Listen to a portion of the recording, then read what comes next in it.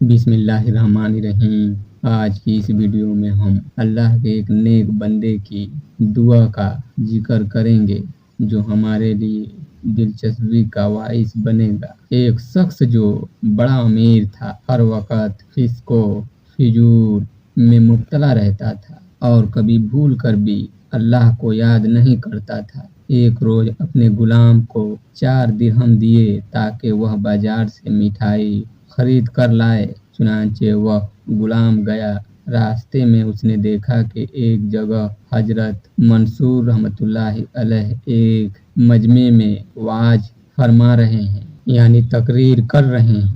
गुलाम ने सोचा थोड़ी देर हजरत मंसूर की तकरीर ही सुन लूं। चुनांचे वह इस मजलिस में हाजिर हो गया। उस वक़्त हजरत मंसूर एक मुस्तहिक दुर्वेश की खिदमत करने के लिए लोगों से अपील कर रहे थे और फरमा रहे थे कि जो शख्स इस दुर्वेश को 4 दिरहम देगा, मैं उसके लिए 4 दुआएं करूंगा। गुलाम ने दिल में सोचा कि यह 4 दिरहम जो मेरे पास हैं, मैं इस दुर्वेश को दे दूं और 4 दुआएं अपनी मर्जी के मुताबिक करा लूं।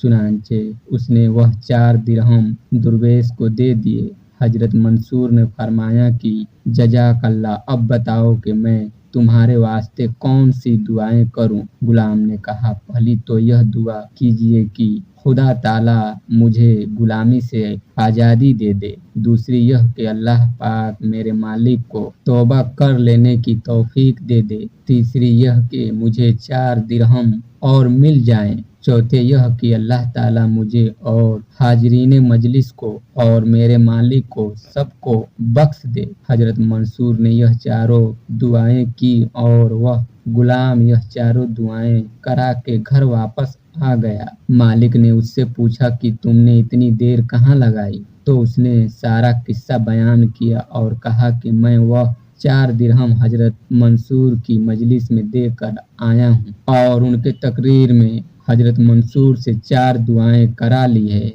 मालिक ने पूछा कि वह 4 दुआएं कौन कौन सी हैं, जरा मुझे भी तो सुना। गुलाम ने कहा कि एक तो यह कि खुदा ताला मुझे आज़ादी अता फरमाए और दूसरे यह कि इन 4 दिरहमों के एवज 4 दिरहम मिल जाएं। तीसरे यह कि खुदा ताला आपको तौबा की तौफीक अता फरमाए। चौथा यह कि खुदा ताला मुझ पर, आप पर, हजरत मंसूर और सारे हाजरीन जलसा पर अपनी रहमत और सबकी मगफिरत फरमा दे। मालिक ने यह सुना तो कहने लगा, पहली दुआ तो कबूल हुई, जाओ मैंने तुझे आज़ाद किया। दूसरी भी कबूल हुई, लो उन दरहमों के एवज में 400 दिरहम देता हूँ। और तीसरी भी कबूल हुई, सुनो मैं सच्चे दिल से तौबा करता हूँ, आइंदा कभी खुदा की नाफरमानी ना करूँगा और किसी गुनाह के करीब ना भटकूंगा। अब जो कुछ कि मेरी